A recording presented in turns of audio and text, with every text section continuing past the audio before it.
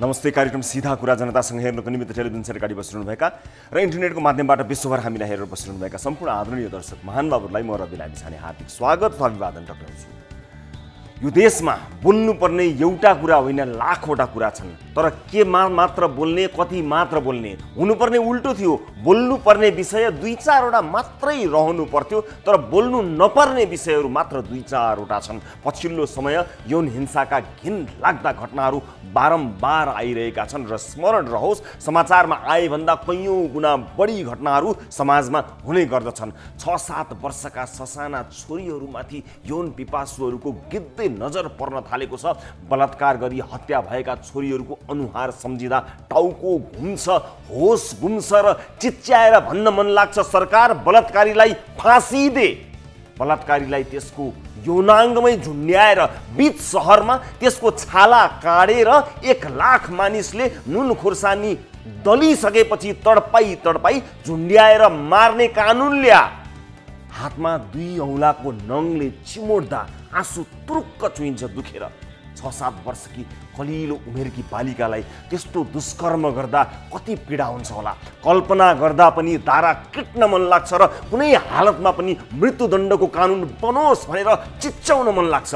फेरि सोध्छु, यो देशमा न्याय माग्नुभन्दा अन्याय सहनु सस्तो पर्छ। त्यहाँ मृत्युदण्डको व्यवस्था भयो भने कति निर्दोषलाई दोषी बनाई झुन्ड्याइएला। कसैलाई झुन्ड्याएर मारिसकेपछि ऊ निर्दोष भएको प्रमाण भेटियो भने के होला।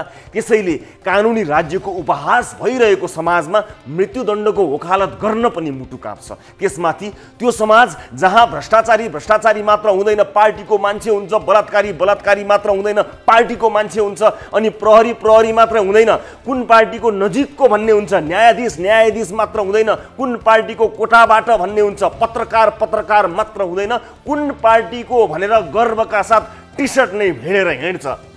यस्तो समाज जहाँ स्वतन्त्रता उहिल्यै सेरिएर मरिसक्यो, त्यहाँ 8-9 वर्षे छोरीहरूदेखि 60-70 वर्षका आमाहरू समेत कसरी सुरक्षित होलान् र प्रहरी, न्यायाधीश र पत्रकारबाटै पनि पीडित छ यो समाज। यो देशको प्रहरी ठिक हुने हो भने मात्र पनि 90% समस्या समाधान हुन्छ। बाँकी 10% न्यायालय र मिडियाले ठिक पार्न सक्छन्।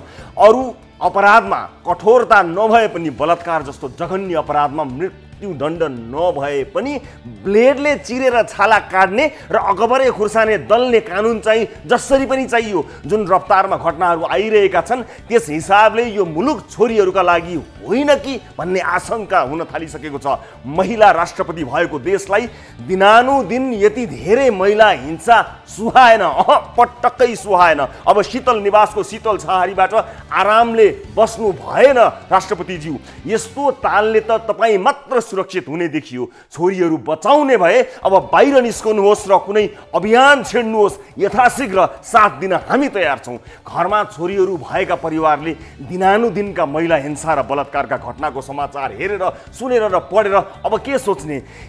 यतिखेर पनि कुनै आमाले सुन्दर एक छोरीलाई जन्म दिइरहेकी होलिन्। भर्खरै केही अस्पताल र घरहरूमा छोरीहरूले आफ्नो पहिलो पाइला राखे होलान्।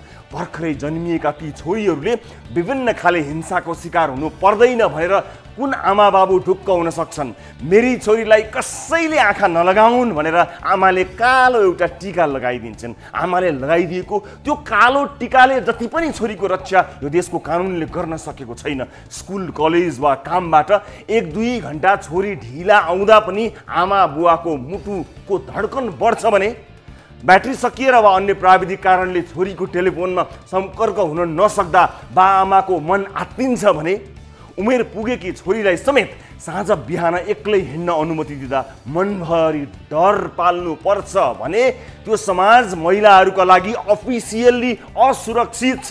पैसाको बिटोमा र राजनीतिक दलको बिटोमा दोषीलाई निर्दोषी र निर्दोषीलाई दोषी बनाउन सजिलै सकिने यो समाजमा मृत्युदण्ड माग्ने बेला भएको छैन कि जस्तो त लाग्छ। र त्यसमाथि पनि मृत्युदण्ड दिएर कुनै बलात्कारीलाई सजिलै यो संसारबाट मुक्ति चाहिँ किन दिने? कानुन त सच्याउनै पर्छ। त्यसैले यौन दुराचारी, बलात्कारी र अझ बालिकालाई बलात्कार गर्नेलाई ब्लेडले छालै निकाल्ने र सार्वजनिक ठाउँमा दिनदिनै नुन खुर्सानी दल्ने व्यवस्था होस् भनी जोडजार माग गर्छु। लौजा सुन्दा विभत्स सुनियो होला, तर कल्पना गर्नुहोस् 6-7 वर्षकी सानी छोरीमाथि बलात्कार हुँदा उनलाई कति दुख्दो होला, कति रगत बग्यो होला। आमा आमा, बुवा बुवा, दाजु भाइ, दिदी बहिनी भनेर कति चिज चाहिने होला।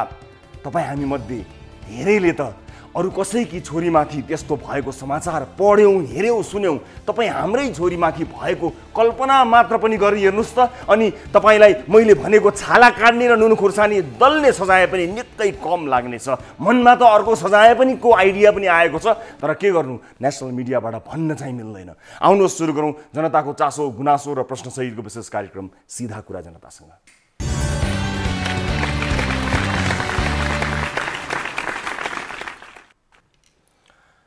ब्रेकपछि स्वागत छ सम्पूर्ण आदरणीय दर्शक महानुभावहरूलाई कार्यक्रम सिधा कुरा जनतासँगमा अर्को एउटा विशेष एपिसोडका साथमा उपस्थित छौँ न्युज 24 को स्टुडियोबाट लाइभ। दर्शकहरू, आज प्रस्तुत हुने विषयवस्तुबारे छोटकरी जानकारी दिन चाहन्छु। नेपाल एयरलाइन्सको विषयमा हामी निरन्तर फलोअप गरिरहेका छौँ। अब हामी डिपार्टमेन्ट वाइज विभिन्न शाखा अनुसार कसरी कहाँबाट यसलाई दोहन हुने काम भयो भन्ने कुरा प्रस्तुत गर्ने जमर्कोमा पुगेका छौँ। हामीले अपरेसन डिपार्टमेन्टका बारेमा केही एपिसोड्सहरू प्रसारण गऱ्यौँ। आज हामी इन्जिनियरिङ डिपार्टमेन्टका बारेमा कुराकानी गर्न गइरहेका छौँ। हामीले दर्शकहरूलाई बाचा गरेका छौँ नेपाल एयरलाइन्सलाई डुबाउने खेलको एक एक पर्दा उतार्दै जानेछौँ भनेर भनेका छौँ। यो हामीले हाम्रो राष्ट्रिय ध्वजावाहकलाई गरेको माया हो, स्नेह हो, यसको नामलाई बदनाम गराउन खोजेको भनेर केही विज्ञप्तिहरू पनि आएका छन्। त्यसको जवाफ हामी पक्कै पनि दिँदै जाउँला, तर हामी हाम्रो ध्वजावाहकलाई माया गर्छौँ। त्यस कारणले त्यसलाई धमिल्याउने एक एक पात्र र प्रवृत्तिको हामी निरन्तर फलोअप गर्दै जान्छौँ। आज इन्जिनियरिङ डिपार्टमेन्टको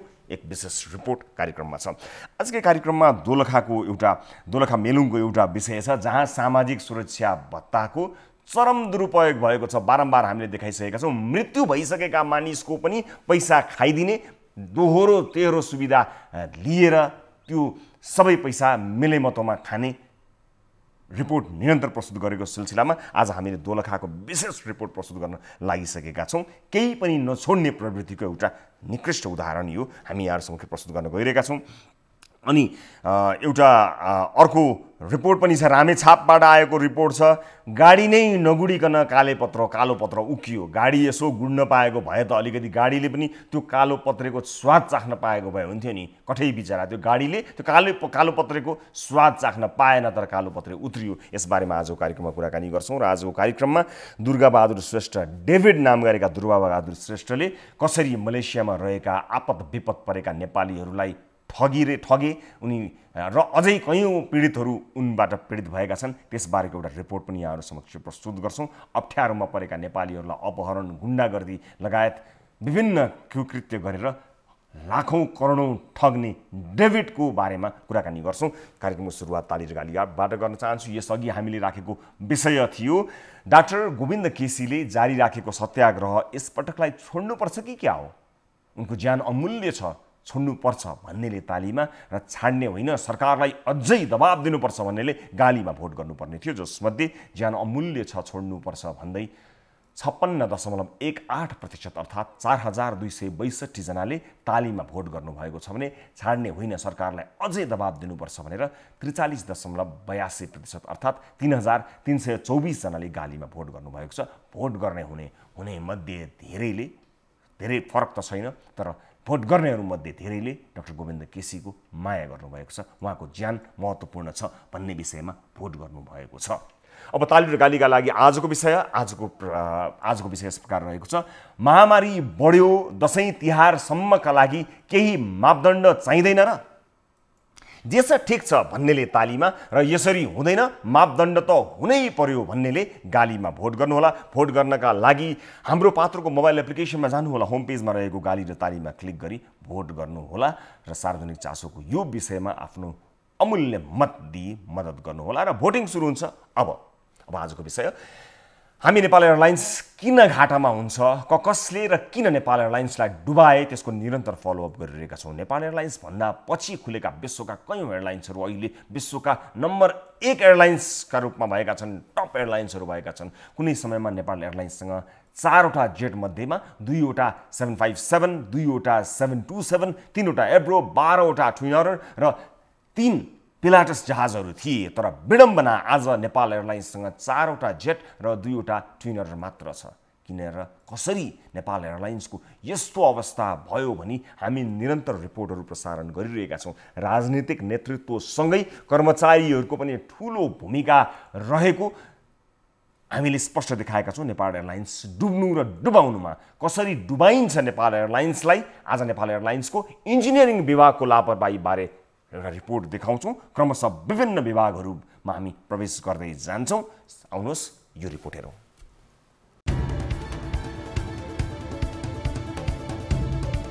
नेपाल एयरलाइन्स किन डुब्यो भन्ने जान्न यो विमान हेर्नुहोस्।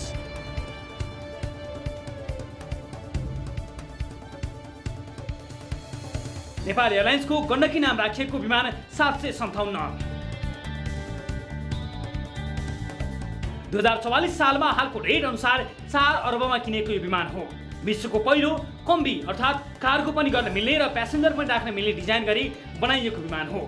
निजी एयरलाइन्सहरूको व्यापार बढाउन नेपाल एयरलाइन्सकै अधिकारीहरूले यो विमान थन्काएका छन्। 2075 कार्तिक 11 गते 2 हप्तामा बनाउने भनी मलेसिया लग्यो। 2 हप्तामा बन्नुपर्ने विमान 81 दिनपछि 2.5 करोड मर्मत खर्च तिरेर 2057 माघ 2 गते नेपाल आयो।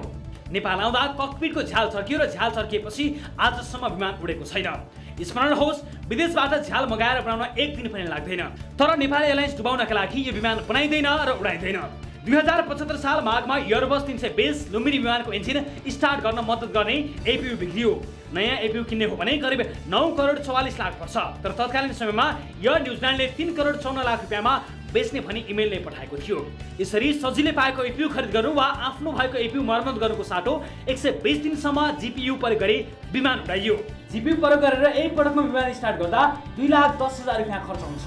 यसरी 120 दिनसम्म दिनको 4 पटक स्टार्ट गर्दा करिब 10 करोड रुपियाँ नेपाल एयरलाइन्सले खर्च गर्यो। अझै रोचक त के छ भने 120औं दिनसम्म बिग्रिएको एपीयू बनाइएन, नयाँ पनि किनिएन। तर कमिसनका लागि बिना टेन्डर विदेशी कम्पनीसँग भाडामा लिइयो। भाडामा लिएको एपीयूको प्रतिदिन 88,000 अर्थात् प्रति घण्टा 9,200 रुपियाँ नेपाल एयरलाइन्सले तिर्यो। यसैगरी सगरमाथा एयरबस 320 को पनि 2075 चैत्र 16 गते एपीयू बिग्रियो।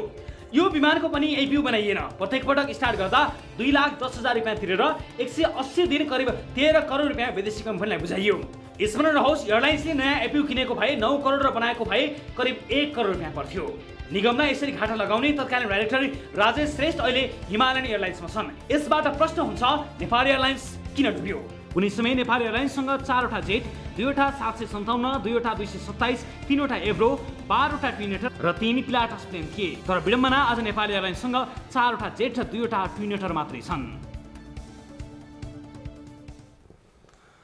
दर्शक महानुभावहरू, कार्यक्रम प्रोड्युसर दीपक बोहराले नेपाल एयरलाइन्सका तत्कालीन इन्जिनियरिङ विभागका प्रमुख राजेश श्रेष्ठलाई सम्पर्क गरी किन नेपाल एयरलाइन्सलाई घाटा लगाएर हिमालय एयरलाइन्स जानुभयो भनी सोधेका छन्। हामीले तत्कालीन समयमा यस डिपार्टमेन्टले चाल्नुपर्ने कदमहरू नचालेको कारणबारे उनीलाई सोधेका छौँ। कार्यक्रम प्रोड्युसर दीपक बोहरासँग उनले कुराकानीका क्रममा हाम्रा केही प्रश्नहरूको जवाफ दिएका छन्, जसलाई हामीले रेकर्ड गरी प्रस्तुत गरेका छौँ। यस विषयको फलोअपहरू बाँकी नै छ। यस अहिलेलाई चाहिँ हामी त्यस विषयलाई लिएर, विशेष गरेर इन्जिनियरिङ डिपार्टमेन्ट जसले गर्न नसकेको अथवा नगरेको निर्णयका कारण लागेको करोडौँ घाटाका बारेमा कुराकानी गरेका थियौँ। त्यो कुराकानीको अडियो रेकर्डिङ अब प्रस्तुत छ।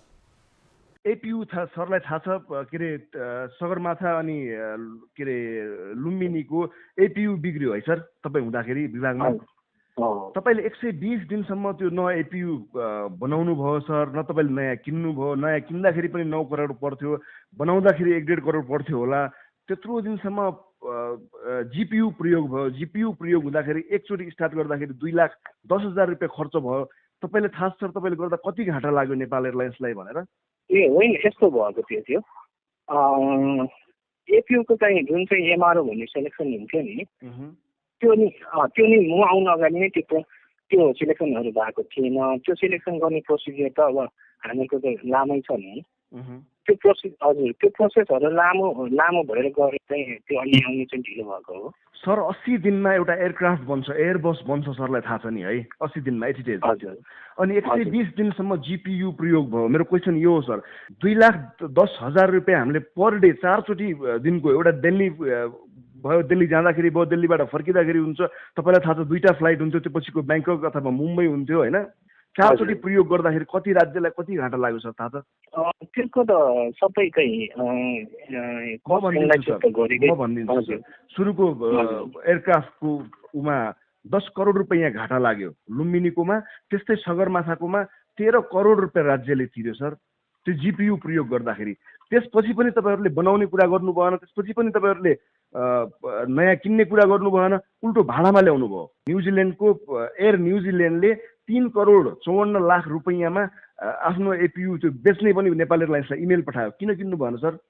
यो सबै चिज पाउनुहोस् है, मलाई त याद पनि भइरहेको छैन अहिले होइन, सबै त्यो प्रोसिडियरहरू धेरै चिजहरूको उयो भएर नि त्यति बेला। तर एपियुको त सबै राम्रोसँग चाहिँ एनालाइसिस गरेकै थियो त्यति बेला। प्रोसिडियरहरू लामै छ नि त, लामै थियो होइन। अनि सर तपाईँले जागिर छोडेर के अरे हिमालयन एयरलाइन्समा जानुभयो, सरकारी जागिर छोडेर। तपाईँले हुँदाखेरि घाटा लाग्यो नेपाल एयरलाइन्सलाई, अनि तपाईँले त अरू कम्पनीहरूलाई, अरू निजी एयरलाइन्सहरूलाई फाइदा गर्नका लागि नेपाल एयरलाइन्सलाई घाटामा लैनुभयो मैले भन्दा के हुन्छ? होइन, त्यो त घाटा त भएकै होइन, धेरै राम्रो कामहरू पनि भएको छ होइन। त्यसको चाहिँ एपियुको लागि चाहिँ राम्रोसँग नै एनालाइसिस पनि गरिसकेको हो। अब त्यो प्रोसिडियरै हाम्रो चाहिँ अब एमआरओ छान्ने कुराहरू त्यो प्रोसिडियरै लामो, त्यो टेन्डरबाट गर्नुपर्ने होइन। एकैचोटि त्यो सरलाई नेपाल एयरलाइन्सको गण्डकी 757 याद छ सर? हजुर हजुर याद छ है सर? हजुर हजुर। त्यो मलेसिया लगियो 2 हप्तामा बनाउने भनेर, 81 डेजमा त्यो फर्क्यो। 2 करोड भन्दा बढी पैसा त्यहाँ खर्च भयो त्यो प्लेन बनाउनका लागि। आउँदाखेरि त्यसको सिसा फर्केको मात्र थियो सर, त्यो ग्राउन्डेड छ। अनि त्यो प्लेन तपाईँ चलाउनु पर्थ्यो होइन? त्यो चलाउनु नचलाउनु भन्ने कुरा त यस्तो होइन कि म आउनु अगाडि नै त्यो जहाज चाहिँ बनाउन लगिसकेको थियो। मैले त अझ त्यसलाई चाहिँ मिहिनेत गरेर चाहिँ बनाएर चाहिँ लिएर आएको हो। के मिहिनेत गर्नुभयो सर? 81 दिनमा, जबकि 80 दिनमा चाहिँ एउटा एयरक्राफ्ट बन्छ, बिग्रेको 2 हप्तामा बन्न पर्ने चिज 80 दिन 81 दिनमा आयो त्यो मलेसियाबाट। आउँदाखेरि सानो सिसा चर्क्यो, त्यो सिसा चर्केको सरलाई मैले भनिराख्नु पर्दैन होला, 1 दिनमा त्यो सिसा मगाएर यहीँ चेन्ज गर्न सकिन्छ हो नि सर? किन चलाइएन त त्यो प्लेन? त्यो प्लेन होइन, त्यस्तो भयो त्यो। मैले एक्चुअली बिर्सेँ त्यो के कारणले त्यो चलाउनु भनेर होइन। मलाई थाहा सर, मैले सोधेको यही नै हो। सिसा ककपिटको राइट साइडको सिसा चर्केको थियो। त्यो प्लेन आज पनि ग्राउन्डेड छ। तपाईँहरू नेतृत्वमा हुँदाखेरि, तपाईँ नेपाल एयरलाइन्सको इन्जिनियर विभागको प्रमुख हुँदाखेरि यो सब कुछ भयो। अब तपाईँ क्वेसन सोद्धाखेरि तपाईँ अर्को एयरलाइन्समा गइसक्नुभयो सर। हो, मैले छोडिसकेको थिएँ, 1 वर्ष जति भइसकेको थियो। अनि यो राम्रो भयो त सर? नेपाललाई कति घाटा लाग्यो हाम्रो एयरलाइन्स डुब्नमा? होइन, त्यो घाटा लाग्ने भन्ने त मैले त्यसरी चाहिँ अब जान त गरेको पनि होइन होइन। अब त्यो भएको चिजलाई नै मैले बनाउने चाहिँ प्रयास गरेको हो। दर्शक महानुभावहरू, गम्भीरतापूर्वक हाम्रा विभिन्न कार्यालयहरू, विभिन्न संस्थानहरूलाई हेर्नै पर्छ, केलाउनै पर्छ, माइक्रोस्कोप लगाएर हेर्नुपर्ने हुन्छ। यो काम नागरिक उड्डयन मन्त्रालयको हो। मन्त्रीज्यू केमा व्यस्त हुनुहुन्छ हामीलाई थाहा छैन, तर यो काम मन्त्रालयको हो। कुनै छानबिन समिति बनाएर सूक्ष्मभन्दा सूक्ष्म अध्ययन गर्ने हो र गलत पात्र र प्रवृत्तिलाई केलाउने हो भने आज पनि नेपालको ध्वजावाहक नाफामा जान सक्छ। एउटा कुशल व्यवस्थापक त्यहाँ हुने हो, त्यहाँ राजनीतिको रङ्ग नछर्ने हो, कर्मचारी र आफन्तलाई भर्ती गर्ने केन्द्र नबनाउने हो, राजनीतिक खिचातानीको अखडा नबनाउने हो, निजीलाई पोस्नका लागि ग्रुपिजम नगर्ने हो, क्षमतावान मान्छेलाई जिम्मेवारी दिने हो र आफूलाई मन लागेका पाइलटलाई र मन लागेका क्याबिन क्रुजहरूलाई काखा र पाखा गर्ने त्यो परिपाटी बन्द गर्ने हो भने हाम्रो ध्वजावाहक संसारमा उत्कृष्ट ध्वजावाहक बन्नलाई कसैले पनि रोक्न सक्दैन। हामीले अनि विभिन्न सञ्चार माध्यमले निरन्तर यस विषयमा खबरदारी गरिरहँदा नेपाल एयरलाइन्स विज्ञप्ति मार्फत यस्ता प्रयासहरूलाई, यो अर्गनाइजेसनलाई, यो संस्थालाई डिफेम गर्न खोजिएको भन्ने आरोप लगाइरहेको छ र आफ्ना कागजहरू लुकाउनका लागि भनिरहेको छ। कुनै सञ्चार माध्यमलाई नबोल्नु, कुनै कागजहरू नदिनु भनेर उर्दी जारी गर्दै वक्तव्यहरू निकालिरहेको छ। जति माया विभिन्न कर्मचारीहरू र विभिन्न व्यक्तिहरूले नेपाल एयरलाइन्सलाई गरेर हामीलाई सूचनाहरू प्रदान गरिरहेका छन्, त्यो सूचनाको क्रम रोकिनेवाला छैन र निरन्तर हामी विभिन्न डिपार्टमेन्टहरूका विभिन्न कर्तृत्वहरूलाई निरन्तर रूपमा प्रस्तुत गर्नेछौँ। हामीले प्रश्न मात्र गरेका हौँ, यो प्रश्नको जवाफ अझै पनि बाँकी नै छन् होला। कोहीप्रति लक्षित गरिएको कुनै व्यक्तिप्रति लगाइएको आरोप होइन। हाम्रा यी प्रश्नहरू हुन्, हाम्रा यी जिज्ञासाहरू हुन्। यी जिज्ञासाहरूमा कहीँ न कहीँ, कतै न कतै यिनै प्रश्नहरूमा नेपाल एयरलाइन्स डुब्ने खेलहरू लुकेको छ। हो त्यो लुकेको खेललाई पत्ता लगाउन हामी निरन्तर लागि परिरहेका छौँ। हामी आशा गर्दछौँ आगामी दिनमा अझ बढी जानकारी तपाईँलाई दिनेछौँ। यो मात्र होइन, टिकटिङका विषयलाई लिएर समेत हाम्रो विशेष रिपोर्टिङ बाँकी नै छ। सूचना लुकाउनेहरू जति हतार गरेर फाइलहरू लुकाउने, कम्प्युटरमा भएका डाटाहरू मेट्ने, छोप्ने, लुकाउने गरिरहनु भएको छ, त्योभन्दा छिटो रफ्तारमा हामीलाई नेपालको राष्ट्रिय ध्वजावाहकलाई माया गरेर सूचना दिने सूचनाहरू त्योभन्दा द्रुत गतिमा आइपुग्नेछन्। यो विश्वास तपाईँहरूलाई म दिन चाहन्छु, किनकि हामी हाम्रो राष्ट्रिय ध्वजावाहकलाई माया गर्दछौँ, हामी हाम्रो राष्ट्रिय ध्वजावाहकमा गर्व गर्दछौँ। अब आजको अर्को विषय, नेपालमा जताततै भ्रष्टाचार छ भनेर त सबैलाई थाहा छ। यो मान्छेको मुखमै झुन्डिएको बोली नै हो। कतिसम्म भने मरेका मानिसहरू पनि जीवित छन् भनेर उनीहरूले पाउने सामाजिक भत्ता समेत कर्मचारी र जनप्रतिनिधि मिली खाँदै आएको बारम्बार देखाइरहेका छौँ। आज फेरि दोलखाको मेलुङ गाउँपालिका 1 का वडा अध्यक्षकै संलग्नतामा सामाजिक भत्तामा गरिएको भ्रष्टाचारको विषय देखाउँदैछौँ। यहाँ त मरेका मानिसहरू जिउँदैछन् भने मात्र सामाजिक सुरक्षा भत्ता लिएको त्यो मात्र विषय छैन। जिउँदैछन् भनेर मात्र सामाजिक भत्ता लिएको छैन, त्यति मात्र छैन। विधवा भत्ता, अपाङ्गता भएका तथा दलित समुदायका लागि दिइएको भत्ता तथा सुविधामा समेत चरम अनियमितता र र्याल काट्ने काम भएको पाइएको छ। अझै यसो भनौँ, किर्ते गरेर नक्कली हस्ताक्षर गरेर खान मिल्नेसम्म खाइएको छ। दोलखाबाट टिभी जर्नलिस्ट सुरज बस्नेतले पठाएको यो रिपोर्ट हेर्नुहोस्। दोलखाको मेलुङ गाउँपालिका वडा नम्बर 1 मा सामाजिक सुरक्षा भत्ता वितरणमा चरम अनियमितता भएको पाइएको छ। मृत्यु भएको लामो समयसम्म अनि एउटै व्यक्तिलाई दोहोरो भत्ता, एउटै व्यक्तिको भत्ता कृत्य हस्ताक्षर र गलत विवरण मार्फत पटक भुक्तानी भएको छ।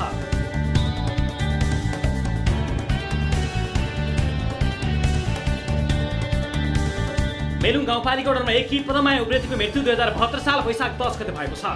तर उनको नाममा 2076 असार मसान्तसम्म वृद्ध भत्ता निकासा भएको पाइएको छ।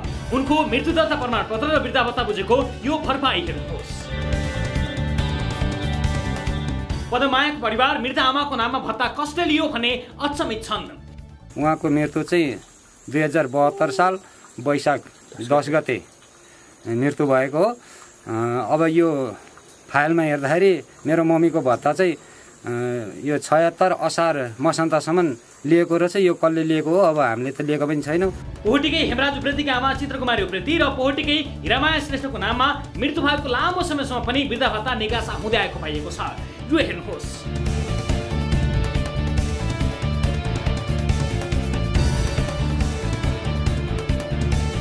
मेलुङ गाउँपालिका वडा नम्बर 1 की गङ्गामाया नेउपानेको मृत्यु भइसकेको छ।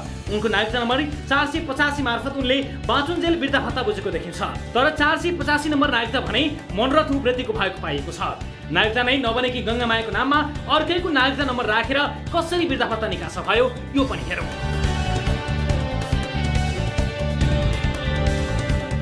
मृत्यु भएका व्यक्तिका नाममा निरन्तर वृद्ध भत्ता निकासा गरेर अनियमितता गरिएको यो वडामा कतिपयलाई दोहोरो भत्ता समेत उपलब्ध गराइएको छ। सिमटेकी गङ्गामाया कुमारलाई सिरियल नम्बर 53 र 54 मा एउटै नाम र एउटै नागरिकता नम्बर राखेर दोहोरो भत्ता दिएको विवरणमा उल्लेख गरिएको छ। हामीले नाम र नागरिकता नम्बर एउटै राखेर दोहोरो सुविधा लिएको बारे उनी कुमारलाई भेटी प्रश्न गर्यौं। उनले आफूले 1 वर्षमा 12,000 मात्रै लिने गरेको बताउँछिन्। यो सुन्नुहोस्। डबल दिएको छैन, अनि 12,000 तीनपल्ट सिंगलै दिएको। मेलुङ 1 कै सीताराम बुढाथोकी, मेलुङ 1 कै अमरबहादुर खड्का, भोजकुमारी थपलिया र भोजकुमारी भुजेलका नाममा दोहोरो सिरियल नम्बर राखेर भत्ता भुक्तानी भएको छ। अझ देवी भुजेलको त वडा नम्बर 1 र वडा नम्बर 3 बाट एउटै नागरिकता नम्बर राखेर आर्थिक वर्ष 75-76 सम्म प्रथम किस्ता बुझेको यो प्रमाण पनि हेर्नुहोस्। वृद्ध भत्ता, विधवा भत्ता मात्र होइन, यो वडामा अपाङ्गता भएका तथा दलित समुदायका विद्यार्थीहरूका लागि दिने भत्तामा समेत चरम अनियमितता भएको पाइएको छ। सिमटेका बालक सुरज खतानी, रेजिन्द्रा लाकान्द्री, सुफिया सुन्दास, अश्लेषा सुन्दास, सुदर्शन नेपालीका नाममा निकासा भएको यो दोहोरो आर्थिक सुविधाको भरपाई पनि हेर्नुहोस्। मेलुङ 1 की इन्द्रा थपलियाका नाममा पूर्ण अपाङ्ग र अति असत्य अपाङ्ग दुईवटा प्रमाणपत्र जारी गरेर निकासा गरिएको यो दोहोरो सुविधाको कागज पनि हेर्नुहोस्। दोहोरो सुविधा निकासा भएको बारे परिवारका सदस्य तथा भत्ता बुझ्नेहरू आफै अनभिज्ञ छन्। उनीहरू एउटै सुविधा पाउन त शास्ति बेर्नुपर्ने भन्दै दोहोरो सुविधा देखाएर उडाले नै अनियमितता गरेको दाबी गरिरहेका छन्। मेरो बहिनी इन्दिरा थपलिया हो। यिनले डबल भत्ता खाएको छैन, सिङ्गल मात्रै हो। अब सिङ्गलै दिन गाह्रो मान्छन् के डबल दिन्थे र। मेलुङ गाउँपालिका वडा नम्बर 1 की कुसुम दर्नालकी आमा शर्मिला दर्नालले आफ्नी छोरीको दलित बालबालिका सुरक्षा भत्ताका लागि वडा कार्यालयमा पटक पटक फोन गरिन्। कहिले मिटिङ कहिले व्यस्त भन्दै टार्ने काम भइरह्यो। पछि बुझ्दा त उनको नाममा पहिलेदेखि नै भत्ता निकासा भइरहेको रहेछ। यो पनि हेर्नुहोस्। तपाईँको पैसा छ दिउँला भन्नुभयो। पछि फोन गर्दाखेरि फोनमा यति गते बोलाउनु भएको थियो, त्यति बेला बोलाउँदा पनि फेरि अर्को दिन बोलाउनु भयो। अर्कोचोटि बोलाउँदा हामी आज मिटिङतिर छौँ भन्नुभयो। त्यही कारणले फेरि खोजी भएन अनि हामी लिन गएनौँ। अहिले चाहिँ अब दोस्रो किस्ता हामीले बुझेको छैन, तर उसमा चाहिँ तेस्रो किस्ता बुझ्नु भएको रहेछ। यही वडाले भारतमा जीवित अवस्थामा रहेका व्यक्तिलाई समेत मृतकका रूपमा प्रमाणपत्र जारी गरेको छ। गणेश कुमारी खरेलका नाममा भारतमा जारी रासन कार्ड र मेलुङ गाउँपालिका वडा कार्यालयले मृतक भन्दै प्रमाणपत्र जारी गरेको यो गम्भीर लापरवाहीको तथ्य पनि हेर्नुहोस्। वडाध्यक्ष ईश्वर कोइरालाले भने सामाजिक सुरक्षा भत्तामा अनियमितता नभएको दाबी गर्दै घटनालाई सामान्यकरण गर्छन्। कहीँ कतै छुटफुट भएर कसैले डब्ल्याएर लिएका भएदेखि अथवा मरेको मान्छेको पनि सम्बन्धित व्यक्तिहरूका मर्नेका व्यक्तिहरूकै परिवारले लिएको हुनसक्छ। त्यसरी अन्य हिसाबले मैले थाहा पाएसम्म र बुझेसम्म यो वृद्ध भत्ताहरू त्यसरी हिनामिना भएको छ भन्ने मैले महसुस गरेको छैन। दोहोरो सुविधा र नागरिकता नम्बर फरक राखेर मृत्यु भइसकेको व्यक्तिलाई समेत भत्ता दिएको विषयमा प्रिन्ट मिस्टेक भएको हुन सक्ने भन्दै प्राविधिक समस्या भएको बताउँछिन् वडा सचिव सावित्री गौतम। प्रिन्ट मिस्टेक भयो के हो मलाई थाहा छैन सर। कुनै केसमा दोस्रो किस्तामा एउटा सायद छ कि त्यस्तो सम्भावना छ, मिस्टेकली कहिलेकाहीँ हुन सक्छ, टेक्निकल प्रब्लममा त्यो हुन सक्छ। रोचक कुरा त के छ भने वडा अध्यक्षले नै कार्यालय सहयोगी रमेश बस्नेतलाई गाउँमा नभएका व्यक्तिको नाममा औँठा छाप लगाएर भत्ता बुझ्दिन भन्ने रहेछन् र उक्त भत्ता आफू काठमाडौँ जाँदा दिने बताउँदा रहेछन्। वडा अध्यक्षज्यूले यी मान्छे छन्, यसमा तपाईँले बुझिदिनु, पैसा बुझिदिनु, म काठमाडौँ, तपाईँ जानु पर्दैन काठमाडौँ, म जान्छु भनेर भन्नुहुन्छ। मैले ल्याब चाहिँ हानिदिएको छु। यी विभिन्न तथ्यहरूले मेलुङ गाउँपालिका वडा नम्बर 1 बाट वितरण हुने सामाजिक सुरक्षा, अपाङ्गता, विधवा लगायतका भत्तामा चरम अनियमितता छ भने देखाउँछ। स्मरण रहोस्, महिला बालबालिका तथा ज्येष्ठ नागरिक मन्त्री पार्वत गुरुङकै गृह जिल्लामा भएको यो विषयले विभागीय मन्त्रीलाई समेत आलोचित बनाइरहेको छ। यो विषयमा थप कुराकानी गर्न टेलिफोन सम्पर्कमा यतिखेर हुनुहुन्छ दोलखा मेलुङ गाउँपालिका 1 का वडा अध्यक्ष ईश्वर कोइराला। वडा अध्यक्षज्यू नमस्ते, स्वागत छ यहाँलाई कार्यक्रममा। ल धन्यवाद छ सर। यत्रो धेरै अनियमितता छ, केही थाहा नपाए जस्तो गरिदिनु भयो है। कस्तो राम्रो, तपाईँ त कलाकार हुनुपर्ने, एक्टिङमा भविष्य राम्रो थियो नि तपाईँको। ल सर प्रश्न बुझ्नु? हजुर सर, मेरो प्रश्न बुझ्नु भएन कि सुन्नु भएन कि नसुने जस्तो गर्नुभएको? होइन, अलिक आवाज आएन कि सर। तपाईँलाई यत्रो धेरै घटनाहरू भएको, यत्रो अनियमितता भएको बारेमा केही थाहा थिएन, थाहा पत्तो छैन? हाम्रो यो जब हामी उसमा आयौँ, जनप्रतिनिधि भएर आयौँ, हजुर, त्योभन्दा अगाडि जे जति भयो त्यो हामीलाई थाहा छैन। त्योभन्दा पछाडि जति आए घटनाक्रमले जति हामीले थाहा पायौँ, थाहा पाएका मान्छेहरूको मृत्यु दर्ता गर्न लागेको छ, कटाएको छ। अनि जुन ठाउँमा मान्छे मरेको छ त्यो ठाउँको हामीले कटाउनलाई सहयोग गरेको छ, गएका छौँ। र हाम्रो मेलुङ गाउँपालिकाले कुनै पनि यो रकमहरू जनप्रतिनिधिहरूले बुझेका छैनौँ। सबै सरकारी कर्मचारी, स्थायी कर्मचारीहरूले बुझ्नु भएको छ र उहाँहरूले नै बुझाउनु भएको छ। त्यस्तो अनियमित भएको मैले महसुस गरेको छैन। कहीँ कतै त्यस्तो अनियमित भएको थाहा भयो भनेदेखि मैले सम्बन्धित सचिवहरूलाई चिठी लेखेर तपाईँहरूलाई प्रश्न उठेको छ। सर प्रश्न तपाईँलाई उठेको छ, कहाँ सचिवलाई प्रश्न तपाईँलाई उठेको छ? तपाईँले एक त तपाईँले म आएपछि भएको छ, तपाईँ आउनुभएको कति भयो र त्यसपछि कति भुक्तानी भएको छ? त्यसपछि भुक्तानी भएको छैन तपाईँ आएपछि? होइन, म आउनुभन्दा अगाडिदेखि जसको श्रीमती आएको छ तिनीहरूको डबल देखिएको छ। होइन, तपाईँ आएपछि मृत्यु भइसकेका मान्छेहरूको कति भुक्तानी भएको छ? त्यो भुक्तानी तपाईँले फिर्ता आफ्नो खल्तीबाट निकालेर तिर्नुहुन्छ त? कतिजनाको पैसा गयो तपाईँलाई थाहा छ कि छैन? थाहा त किन नहुनु, तपाईँले नै एकजना रमेश बस्नेतजीले बताउनु भएको छ, तपाईँ ल्याप्चे ल्याइदिनुहोस्, म काठमाडौँ गएर पैसा दिन्छु समेत तपाईँले भन्नुभएको रहेछ। त्यो पनि थाहा छैन त भनिदिनुहुन्छ होला नि तपाईँले? होइन, त्यस्तो भएको छैन। काठमाडौँमा बस्ने मान्छेहरूको पैसा बुझाइएको छ, तर त्यसरी ल्याप्चे लगाइदिनुहोस् भनेर कसैलाई नै गरेको छैन कि। रमेश बस्नेतलाई चिन्नुहुन्छ? कार्यालयको सहयोगी मजाले चिन्छु। अनि उहाँलाई तपाईँले भन्नुभयो, उहाँले बाकाइदा बोल्नु भएको छ? होइन, उहाँले बोल्नुभयो होला, उहाँसँग मैले त्यसरी ल्याप्चे लाउनुहोस् भनेर कहिले पनि भनेको छैन। अनि तपाईँले सामाजिक सुरक्षा भत्ता बैंकिङ प्रणाली मार्फत लानुपर्छ भन्ने तपाईँलाई थाहा हुँदै यही पैसाहरू अनियमितता गर्न पाइन्छ भनेर मिलेमतोमा बैंकिङ सुविधा बैंकिङमा अथवा बैंकिङ प्रोसेसमा नजानु भएको कि के कारणले नजानु भएको त बैंकिङ? होइन, यो नेपाल सरकारको नियमअनुसार चलेको हो।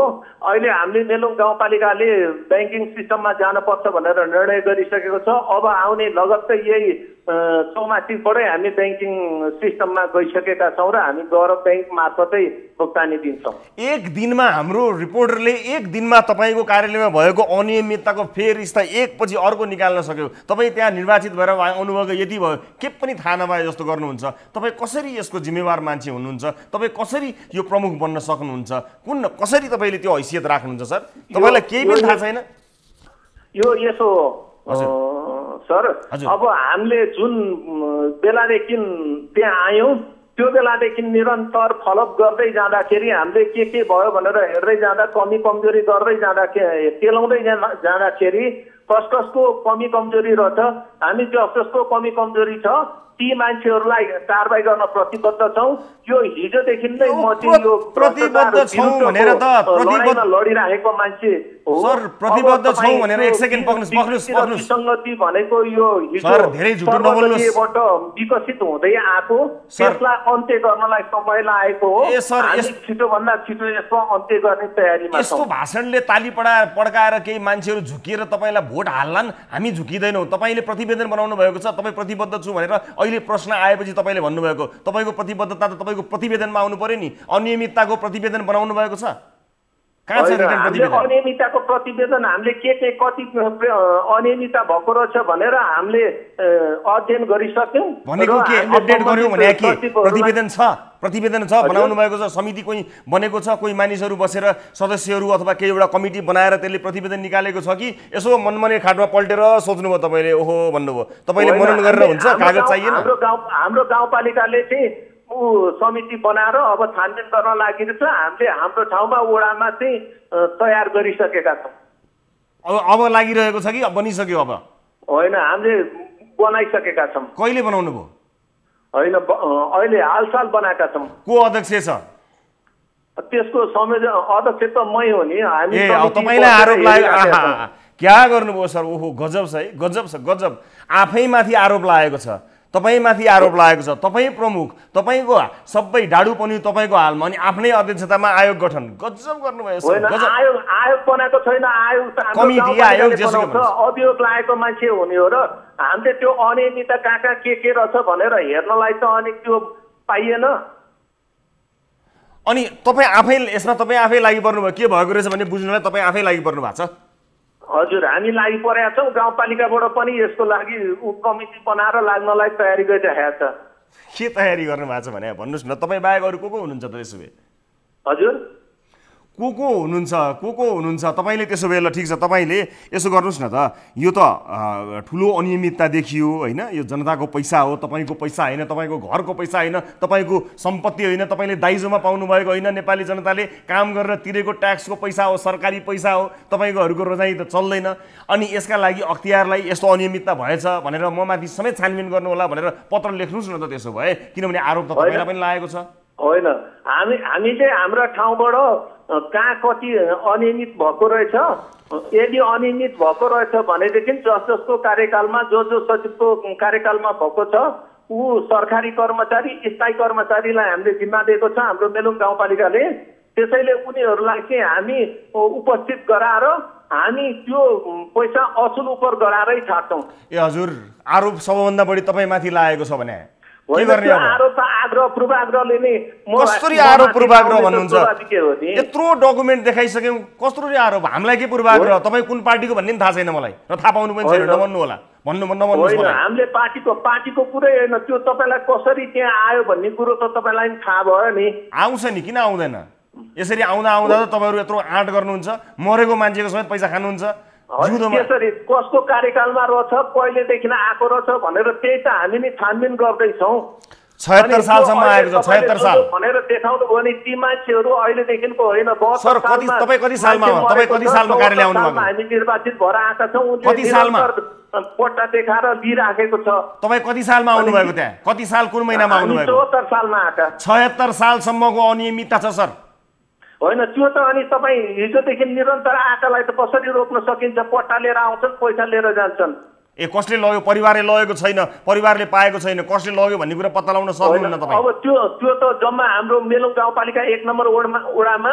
जम्मा साबिक 9वटै वडाबाट एउटा वडा बनिन्छ हाम्रो 620 जना भन्दा बढी त्यो मानिसहरूले चाहिँ सामाजिक सुरक्षा भत्ता लिनुहुन्छ अब को के भनेर सबैजना एकजनाले चिनिदैन पहिलो कुरो दोस्रो कुरो कर्मचारीले गर्ने काम हो त्यो काम भनेको सचिवले गर्ने हो अनि त्यसको जिम्मेवारी भनेको सबै नेपाल सरकारले उसलाई दिएको छ सचिवलाई दिएको छ अनि त्यो दोष मात्रै अध्यक्षलाई वडा अध्यक्षलाई लगाएर हुन्छ र सर तपाईको कार्यकालमा तपाईको उपस्थितिमा तपाईलाई त अझ कार्यालय सहयोगीले म दिन्छु भनेर भनेको त लिदिनु तपाईलाई चाहिँ भन्नुभएको छ तपाईले उहाँले मात्र हैन सचिव सहितले भन्नुभएको छ यति धेरै कागजहरू छन् तपाईले भरपाई गरेर लिएर गएको छ मान्छे मृत्यु भइसक्यो एक त स्थानीय ठाउँमा को मान्छे जिउँदा छन् छैनन् भन्ने कुरा वडा अध्यक्षले आफ्नो वडाका एक भर्खर जन्मिएको बच्चा पनि चिन्न सक्दछ कौन छ ठुलै देशै चलाउनु भएको छ तपाईले के अरे यो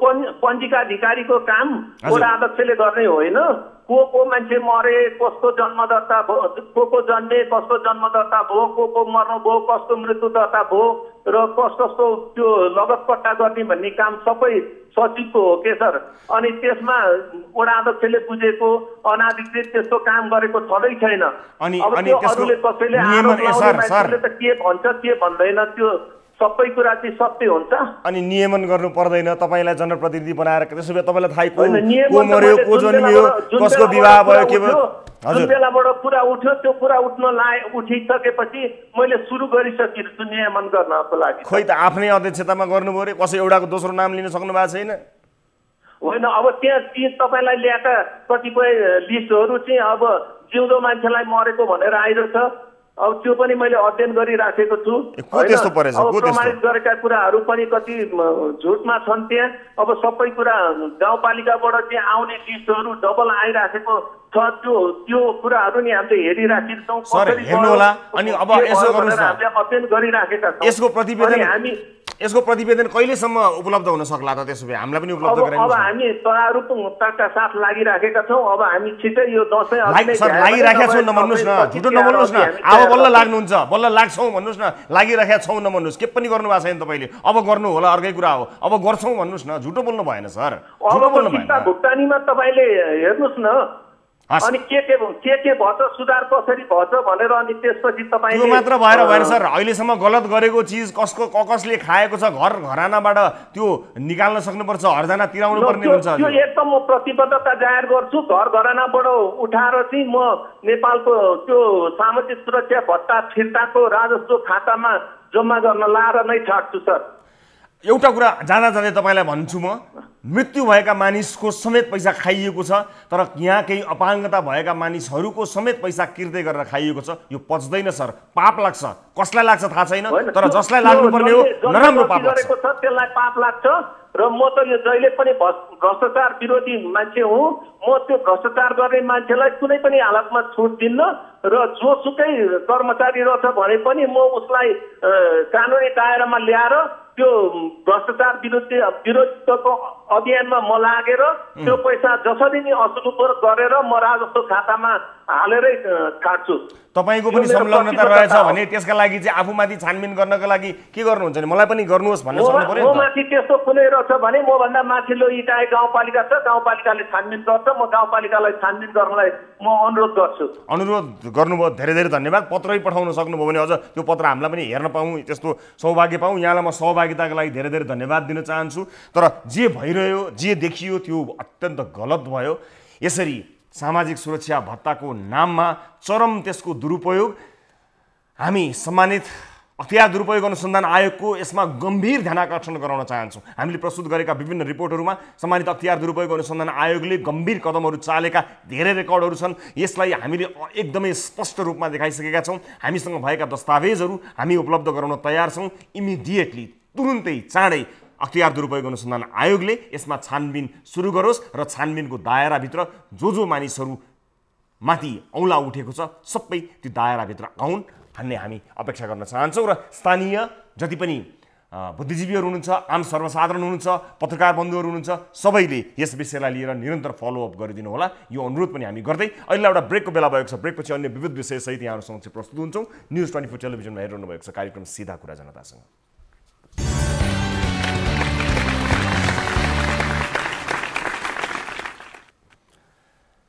ब्रेकपछि स्वागत छ सम्पूर्ण दर्शक महानुभावहरूलाई कार्यक्रम सिधा कुरा जनतासँगमा। दर्शक महानुभावहरू, अब आजको अर्को विषयतर्फ लैजान्छु। कालेपत्रे गरेको सडकमा गाडी नगुड्दै सडक बिग्रियो भनेर सुन्दा जो कोहीलाई पनि अचम्म लाग्न सक्छ। गाडी नगुड्दै, तर रामेछापमा त्यस्तै भएको छ। रामेछापको सुनापति गाउँपालिकामा निर्माण गरिएको कालोपत्रे सडक गाडी नगुड्दै भत्किएको छ। त्यसै गरी चाहिँ गाउँपालिकाको लुबघाटबाट खनिया पानी बेथान हुँदै हिलेदेवी जाने 12 किलोमिटर सडक पनि गाडी नगुड्दै भत्किएको हो। यो सडक राम्रो नाली नबनाउनु, वाल नलगाउनु अनि प्रयोग भएका सामान गुणस्तरहीन भएपछि नभत्किने कुरै भएन सडक। रामेछापबाट टिभी जर्नलिस्ट युवराज श्रेष्ठले पठाएको यो रिपोर्ट हेर्नुहोस्। रामेछापको सुनापति गाउँपालिकामा निर्माण गरिएको कालोपत्रे सडक गाडी नगुड्दै भत्किएको छ। गाउँपालिकाको लुबघाटबाट खनिया पानी बेथान हुँदै हिलेदेवी जाने 1200 मिटर सडक गाडी नगुड्दै भत्किएको हो।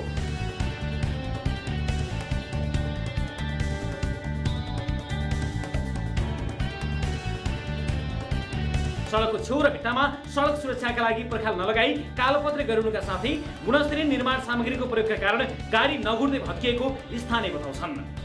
यो वाल नलगाइकन यो बग्ने माटोमा छँदै छोडिदिएर हिँड्ने, छोडिदिएर काम गर्न नसक्ने है, त्यस्ता मान्छेलाई फेरि पनि दिदिए त अझै राम्रो हुन्थ्यो कि झन् माथितिर गएर अरू पनि पर्या छ अरे भन्ने पनि सुनेको छु कता यता कता। त्यसरी चाहिँ लापरवाही हुनु भएन। कालोपत्रे गरिएको सडकको अधिकांश भागमा माथिबाट पहिरो झरेर पुरिएको छ भने कतिपय छेउको भाग पहिरो गएर सडक धाँचा फाटेको छ। सडक कालोपत्रे भएपछि यात्रा गर्न र सामान ढुवानी गर्न सहज हुने आशामा बसेका स्थानीयहरू अहिले निराश भएका छन्। अहिले त हामी चाहिँ अब गाडी कुर्छ भन्ने आशामा थियौँ होइन त। अब गाडी कुर्ने अवस्था छैन, तल्लोपट्टि पहिरो लाग्ने, माथिल्लोपट्टि गाडी छोप्ने भएर।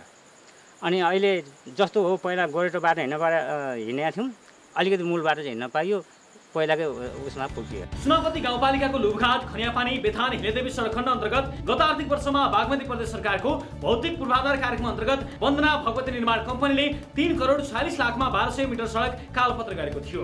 3-4 लाइन पनि छैन, त्यो पातलोनो पात्रो माम्री जस्तो राखेको छ। अनि त्यो माम्री जस्तोमा चाहिँ ठुलो टिप्परले चाहिँ बालुवा गिटी ढुङ्गा सिमेन्ट बोकेर त्यो आउँदाखेरि 2 चोटि तल र माथि गरिसकेपछि त्यो उकाएर एउटै छैन।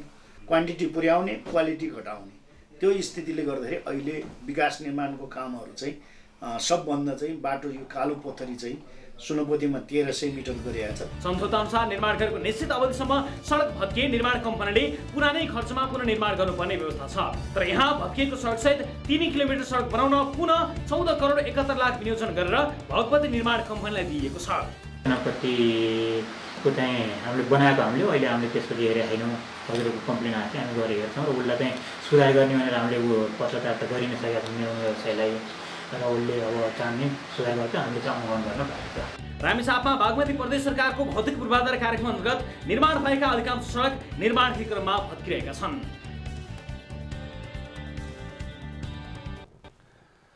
दर्शक महानुभावहरू यस्ता धेरै विषयवस्तुहरू छन् जसको ध्यानाकर्षण हामी कार्यक्रममा गराउँछौँ। यस विषयमा सम्बन्धित निकायसँग कुराकानी गर्न सकिएको छैन, तर यसै रिपोर्टलाई आधार मानेर स्थानीय जति पनि हुनुहुन्छ सरकारवाला सबैले यसलाई फलोअप गर्नुहुनेछ र हाम्रो कार्यक्रममा प्रसारण भएका रिपोर्टहरूलाई लिएर गम्भीरतापूर्वक त्यसमा ध्यान दिएर ती समस्याहरू समाधान भएका थुप्रै रेकर्डहरू छन्, यो पनि त्यस्तै एउटा बनोस् भन्ने हाम्रो चाहना छ। र कुराकानी गर्नका लागि हामीले पूर्वाधार विकास कार्यालय रामेछापका प्रमुख सम्राट तिमल सिन्हासँग कुराकानी गर्ने कोसिस त गरेका थियौँ, कुनै कारणले त्यो कुराकानी गर्ने सम्भव भएको छैन। खैर, यसलाई हामीले रिपोर्ट मार्फत प्रस्तुत गरेका छौँ। यसबीचमा टेलिफोन सम्पर्कमा कोही दर्शक हामीसँग कुराकानी गर्न जोडिनु भएको जानकारी मैले पाएको छु, म स्वागत गर्छु। नमस्कार, कहाँबाट को बोल्दै हुनुहुन्छ? सर, म रोल्पा हार्जङ, पहिलाको साबिक हार्जङ, अहिले लुङ्ग्री गाउँपालिका 7 हो हजुर। हजुर, रोल्पा लुम्री गाउँपालिका 7। हजुर हजुर, लुङ्ग्री गाउँपालिका 7। मेरो नाम मनबहादुर पुन मगर हो हजुर। ए हजुर, मनबहादुर पुनजी। अनि म चाहिँ अहिले कार्यरत चाहिँ जलजला यातायात प्रणालीमा छु। हजुर। मैले सानोतिनो पेसा लकडाउनको कारणले गर्दाखेरि म सानोतिनो पेसा गर्न लागेको थिएँ, किराना पसल अथवा के अरे यो माछा मासुको गर्न लागेको थिएँ सर। अनि मैले यताबाट गएर लिएको चाहिँ 2-4 पटक भइसक्यो। हजुर। कोहीले केही पनि भनेको थिएन। र अहिले हाम्रै चाहिँ रोल्पा जिल्लाको खुङ्री इलाका प्रहरी कार्यालयको इन्चार्जले हजुर यो माछा अवैध हो, यो केरा अवैध हो, फलफुल अवैध हो, तपाईँहरूको राटोपिलेले यो बोक्न पाउँछ र भन्ने कुरा गर्नुभयो। त्यहाँदेखि मैले भने कि होइन सर, अब मैले त 2-4 पटक लगिसकेँ। कुन इलाका प्रहरी कार्यालयको इन्चार्जले भन्नुभयो तपाईँलाई? हजुर, खुङ्री इलाकाको हजुर इन्चार्जले सर। ए हजुर, के भन्नु उहाँले? उहाँले के भन्नुभयो भने अब यस्तो अवैध सामान बोक्नु हुँदैन, तपाईँको माछा अवैध हो, तपाईँको यो फलफुल अवैध हो भनेर मैले धम्काउन खोज्नुभयो होइन। हजुर। अनि मैले पनि ठिक छ सर, अवैध हो भने पनि अब हामी निकायमा गरौँला, ठिकै छ, तपाईँले मलाई चाहिँ चिट काटिदिनुहोस्, जरिमाना काटिदिनुहोस् भन्दाखेरि होइन, म माछाले कुकुरहरूले भित्र हुल्दियो, गाडी पनि हुल्दियो, अनि चाहिँ मान्छे पनि हुल्दियो, अनि भोलि थाहा पाउँछ यसले भनेर अब धेरै धम्की दियो सर। हजुर। त्यहाँदेखि मैले भने होइन सर, अब हजुरको कानुनले जहाँसम्म भेटाउँछ त्यहाँसम्म पर्छ जरिमाना काट्नुहोस्, ठिक छ, भित्रै हुल्नुहोस्, केही छैन। मैले चाहिँ पेसा गर्न लागेको भर्खरै हो, म नयाँ हो सर भन्दाखेरि त कति वर्ष भयो भन्ने कुरा गरेँ सर। अनि मैले भने 56 वर्ष भयो सर हुनु त, तर पेसामा अहिले नयाँ छु। अनि मैले केही थाहा पाइनँ सर त्यस्तो। अब हजुरले चाहिँ मैले चाहिँ यो सम्बन्धमा केही पनि थाहा पान्न। अब कुनै कारणवश केही त्रुटि गल्ती भएको रहेछ भने पनि जरिमाना काट्नु सर। के भयो र भन्दाखेरि उसले के भने यिनी माछालेहरूले अशब्द बोलेर यिनी माछालेहरूले भित्र हुल्दै, गाडी पनि भित्र हुल्दै, अनि मान्छे पनि भित्र हुल्दै भन्ने कुरा गरे सर। हजुर। त्यहाँदेखि चाहिँ अब मैले लास्टमा के भनौँ भने उसले 5 लिटर तेलले हाल्दैन मेरो गाडीमा, मेरो मोटरसाइकलमा भन्यो। अनि मैले हुन्छ सर अहिले पैसाले जानुहुन्छ कि मैले पम्पमा दिउँ भने। अनि पम्पमा मैले अहिले पैसा लैजान्न, पम्पमा चाहिँ पैसा छोड्देस्, अनि अहिले चाहिँ म केटाहरू पठाउँछु बाइकमा, अनि बाइकमा तेल हालेर अब चाहिँ कति हुन्छ 5 लिटर तेल चाहिँ हाल्दैछ है भनेर पठाएको सर। 5 लिटर तेल हाल्न भन्नुभयो? त्यहाँदेखि बिल काटेर ल्याएँ सर। बिल काटेर ल्याइसकेपछि मैले उसले पम्पवालाले के भन्यो, कसको नाममा काटौँ सर भनेर भन्यो। मैले पनि खुङ्री यी प्रकारको नाममा काट्न भनेर भने। त्यहाँदेखि सिडिओले फोन गरेँ, सिडिओले भन्नुभयो म डिएसपीले फोन गर्छु भन्नुभयो। डिएसपीले फोन गर्नुभयो छ, डिएसपीले मैले फोन गर्नुभयो। अनि के भयो त्यस्तो भन्ने कुरा गर्नुभयो। यस्तो हो सर, मैले अब अवैधानिक हो कि वैधानिक हो मैले थाहा पान्न। नेपाल सरकार। अनि तपाईँले त्यो रसिदहरू सबै राख्नु भएको छ नि, त्यहाँ तेल हालिदिएको रसिद? त्यसको फोटोकपी राखेको छु सर। मैले हिजो चाहिँ त्यो निवेदन सहित त्यो ओरिजिनल बिल चाहिँ उहीँ पेस गरेको छु। हजुर। फोटोकपी चाहिँ कहाँ पेस गर्नुभयो ओरिजिनल चाहिँ? सिडिओ कार्यालयमा सर। सिडिओ कार्यालयमा। हस् यसबारेमा हामी फलोअप गर्नेछौँ। तपाईँले बताउनु भएको कुराको के रहेछ यसको वास्तविकता खोज्ने कोसिस गर्नेछौँ। अहिले भर्खरै रोल्पाबाट हामीलाई जानकारी गराउनु भयो प्रहरीले ज्यादती गरेको र यो गर्न पाइँदैन भनेको, अनि त्यसलाई लिएर आफूलाई 5 लिटर तेल हालिदिए छोडिदिन्छु भनेको र त्यो तेल हालेको विषय उहाँले बताउनु भयो। यसबारे जान्ने कोसिस पक्कै पनि गर्नेछौँ। म आजलाई अर्को रिपोर्टतर्फ लिएर जान चाहन्छु दर्शक महानुभावहरू। नेपालबाट रोजगारीको खोजीमा मलेसिया पुगेका धेरै नेपालीहरूको चाहिँ कामबाट निकालिएर भनौँ अथवा रोजगारी आफै के कारणले गुमाएर कागजपत्रले गर्दाखेरि कम्पनीले नै राखेपछि, त्यो कागजपत्र कम्पनीले राखेपछि अवैध रूपमा बस्न बाध्य भएकाहरू धेरै छन्। तिनै नेपालीहरूको समस्यालाई त्यसलाई मौका बनाएर त्यस मौकामा चौका हान्न खप्पिस एक नेपाली ठग हुन् दुर्गाबहादुर श्रेष्ठ डेभिड। विगत 22 वर्षदेखि मलेसियामा बस्दै आएका उनको त्यहाँको सरकारी अधिकारी, प्रहरी तथा ग्याङसँगको मिलेमतोमा समस्यामा परेका सयौं नेपालीहरूलाई उनले अपहरण गरी बन्धक बनाएर नेपालमा रहेका परिवारसँग फिरौती असुल्ने धन्दा वर्षौं चलाए। आधा दर्जन रेस्टुरेन्ट चलाएका उनले त्यही काम गर्ने कर्मचारीहरूलाई पनि बन्धक बनाएर अपहरण र फिरौतीको धन्दा चलाइरहे। त्यति मात्र होइन, अन्य नेपालीहरूलाई समेत व्यापार साझेदार बनाउने, उनीहरूलाई गुन्डा लगाएर अपहरण गर्ने, फिरौती लिने अनि नेपाल डिपोर्ट गराउने त उनको व्यवसाय नै रहेछ। आफ्नै रेस्टुरेन्टका कुक मध्ये एक व्यक्तिलाई दाङका एक व्यक्तिलाई बन्धक बनाई फिरौती असुल्ने क्रममा नै उनको अपराधको श्रृङ्खलाको क्रम भङ्ग भएको हो। 20 वर्षदेखि उनले चलाएको धन्दाको शिकार को भए भन्ने विषयमा हामीले तयार पारेको यो रिपोर्ट हेर्नुहोस्।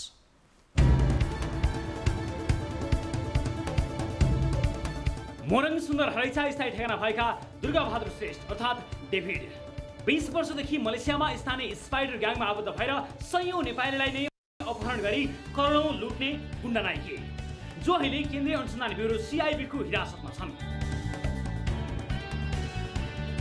खतरनाक एउटा ग्याङस्टर, उहाँको लोकल ग्याङस्टरसँग मिलिकन लोकल प्रहरीसँग मिलेर अनि नेपालीलाई चाहिँ जोसँग पैसा छ, अब छोरी मान्छे छन् भने उनीहरूको त्यो जीवनसँग पनि खेल्ने गरिकन एउटा लगभग प्योरली गुन्डो नै भन्छु म। मलेसियाका सरकारी प्रतिनिधि दाचोको संरक्षणमा रहेका उनले स्थानीय प्रहरी र गुन्डा नै प्रयोग गरेर अपराध गर्ने भएकाले पीडित नेपालीहरूले उजुरी दर्ता गर्ने सम्भावना थिएन। वर्षौंदेखिको उनको अपराधको चेन ब्रेक गर्न पनि नेपाली अपहरण नै जोडिएको छ। आफ्नै रेस्टुरेन्टमा काम गर्ने दाङका मदन रैदासलाई बन्धक बनाई नेपालमा रहेकी उनकी श्रीमती अनिता रैदासलाई राति 11 बजे फोन गरी 17 लाख रुपियाँ फिरौती मागेका थिए। मलाई धेरै फोन गरेको 11 बजे भित्रमा पैसा पठाइदिए भए पठाइदेऊ, नत्र भने त तपाईँको श्रीमानलाई जे पनि हुन्छ भन्ने दबाब मात्रै दिइरहने। अनि त्यति बेलामा मैले श्रीमानसँग कुरा गर्न दिँदैन थियो। मेरो श्रीमानलाई कुरा गराउनु भन्दा श्रीमानसँग कुरा गर्न मिल्दैन। अहिले मसँग कुरा गर्नु, मसँग जे पनि गर्नु, तपाईँको श्रीमानलाई कुरा गराउन मिल्दैन भन्थ्यो। अनि त्यो 12 लाख पैसा पठाइदिइसकेपछि मात्र श्रीमानसँग कुरा गराएको। उनको विषय हिमालयन बैंक मार्फत केन्द्रीय अनुसन्धान ब्युरोमा पुगेसँगै रैदासले CIBमा डेभिडका विरुद्ध अपहरण तथा शारीरिक बन्धक मुद्दा दर्ता गराइन्। केही दिन अघि डेभिड नेपाल आएर रैदासले डिपोजिट गरेको पैसा निकाल्ने बेला केन्द्रीय अनुसन्धान ब्युरोले पक्राउ गर्यो। डेभिडले बन्धक बनाएका रैदास केही दिनमा काठमाडौँ आउँदैछन्। उनी पक्राउ परेसँगै 20औं वर्षदेखि उनले लुटेका उनकै रेस्टुरेन्टमा काम गर्ने कर्मचारी, साथी तथा व्यावसायिक साझेदारहरू पनि सम्पर्कमा आएका छन्। मलेसियामा उनको रेस्टुरेन्टसँगै मोबाइल पसल चलाएका 70 सुरुङ्गाका श्याम कुमार सुलवाल डेभिडले उनको 1 करोड भन्दा बढी सम्पत्ति लुटेका मात्र छैनन्, 3 पटकसम्म शारीरिक रूपमा आक्रमण नै गरेका छन् अनि नाङ्गो खुट्टा नेपाल फर्काएका छन्। बारम्बार उहाँको गुन्डा लाउने, इलिगल भएको कारणले उसले हेपेर मलाई कुट्ने, धम्काउने, यसो गर्दा गर्दै पछि मलाई सिलबन्दी लाएर त्यो पसललाई सिल गराइदिएर उहाँको पुलिसमा अनि मलाई पुलिस केस हालिदिएर मलाई इलिगल बनाइदिएर जेलमा हालिदियो। म नेपाल आउँदा एउटा अर्कैले दिएको मलाई ज्याकेट पनि, एयरपोर्टमा पनि ज्याकेट। म एउटा टी-सर्टमा थिएँ, चप्पल थिएन मलाई होइन, चप्पल दिँदैन थियो। चप्पलमा पनि अनि त्यहाँ चप्पल कसको भेटेछु मैले, त्यही पनि लेडिजको चप्पल लगाएको थिएँ। त्यसरी आएको म नेपाल। मलेसियामा डेभिडले नाङ्गो खुकुरी लिएर यसरी लखड्छन् नेपालीहरूलाई।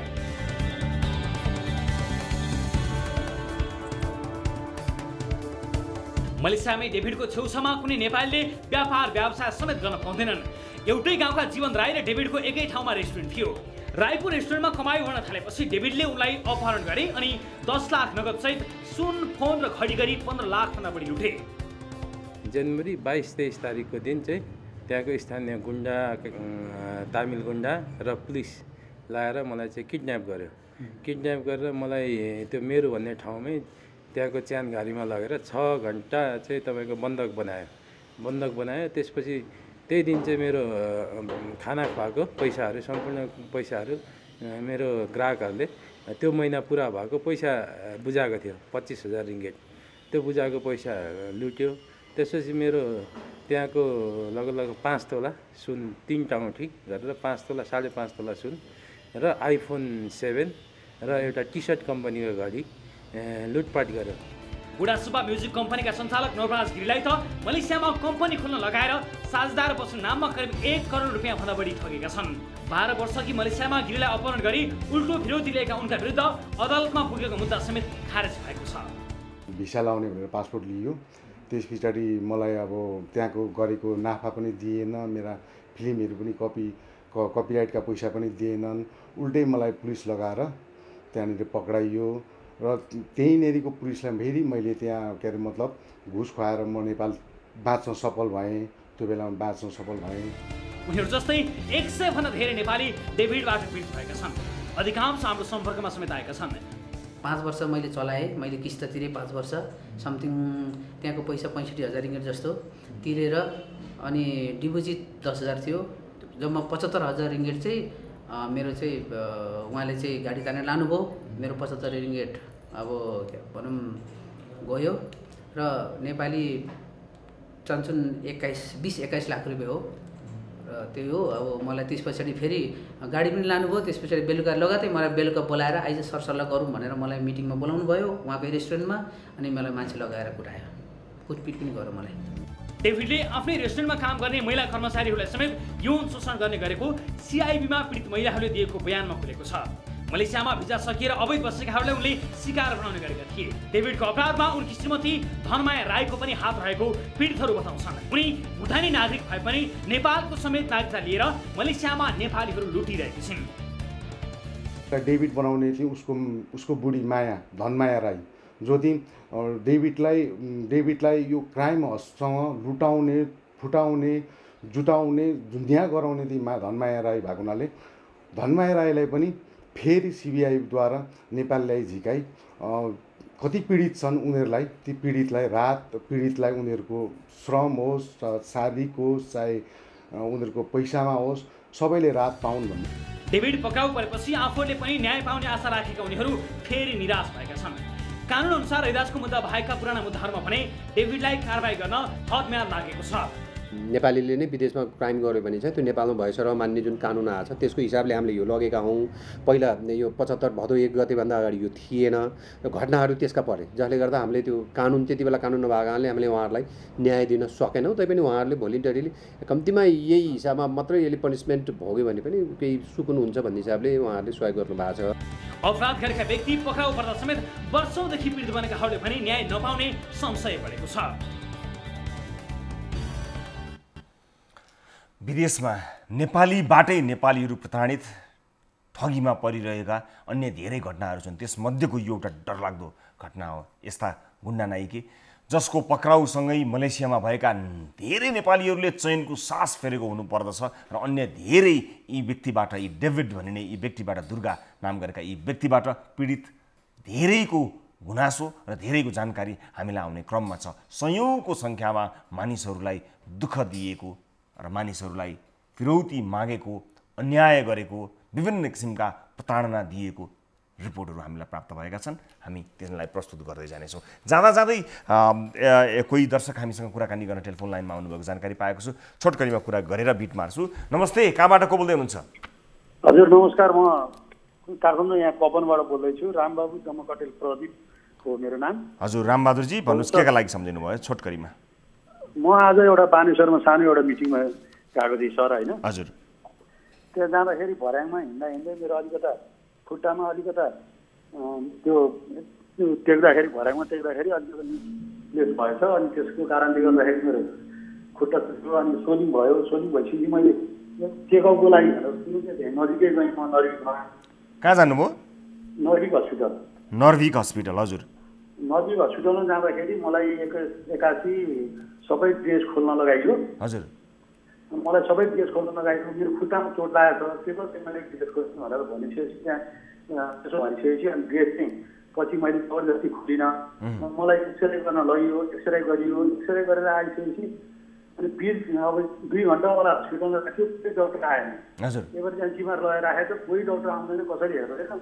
मलाई कोरोना लागेको जस्तो गरेर चाहिँ उहाँले चाहिँ पुरै उसमा राखेर चाहिँ त्यो पर्दा लगाएर 2 घन्टासम्म थुनेर राख्यो। थुनेर राखिसकेपछि के भयो मिस म्याडम मलाई किन यसरी राखेको भनेर मैले त्यहाँ भन्दाखेरि हजुरको चाहिँ अनि डक्टर आउँदै हुनुहुन्छ, डक्टर आउँदै हुनुहुन्छ भने डक्टर आउनु भएन। यहाँ प्रवीण नेपाल भन्ने इमर्जेन्सीको डक्टर प्रवीण नेपाल भन्ने हुनुहुन्छ। उहाँको चार्ज 1250, एक्सरे चार्ज 3 चोटि गर्नुभएको छ, 760 को दरले 3 चोटि गर्नुभएको छ। अनि यो कोभिड प्रोटेक्सन चार्ज भनेर चाहिँ हजुरको 2500 रुपियाँ लिएको छ। 2500 के भनेर लिएको छ?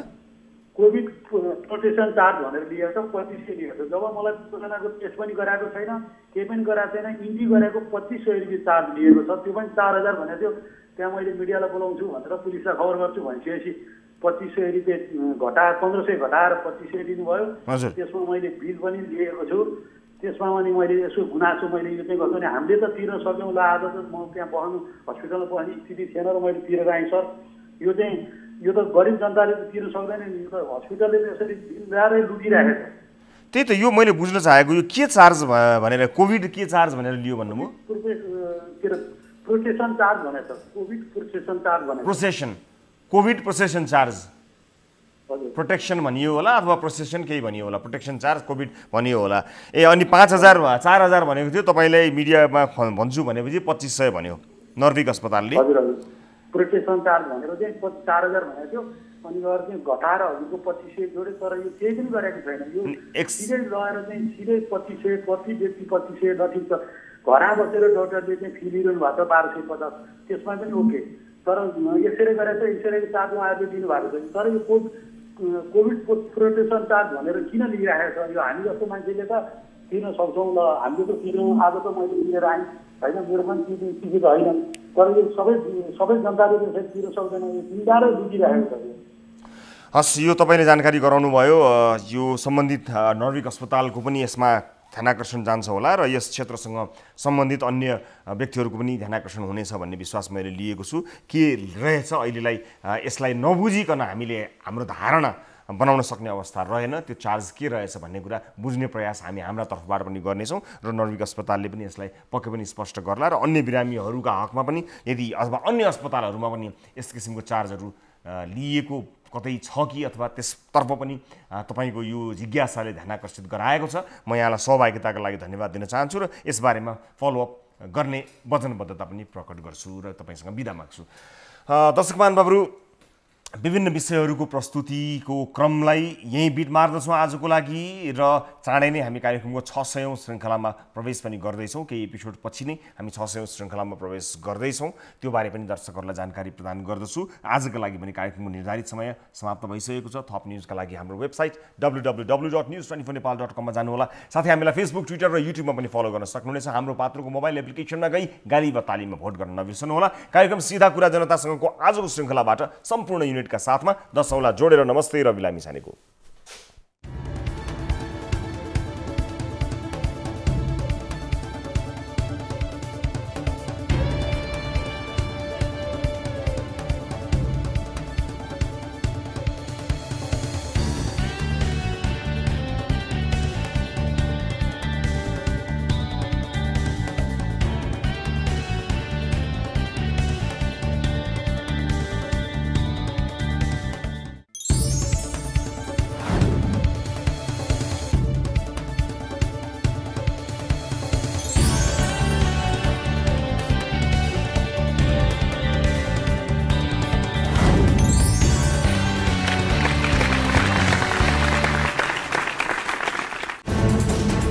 कोरोनाले सृजना गरेको संकटमा पल पलका न्यूज अपडेट र हर क्षेत्रको कभरेजका लागि न्यूज 24 नेपाल युट्युब च्यानललाई सब्स्क्राइब गर्नुहोला।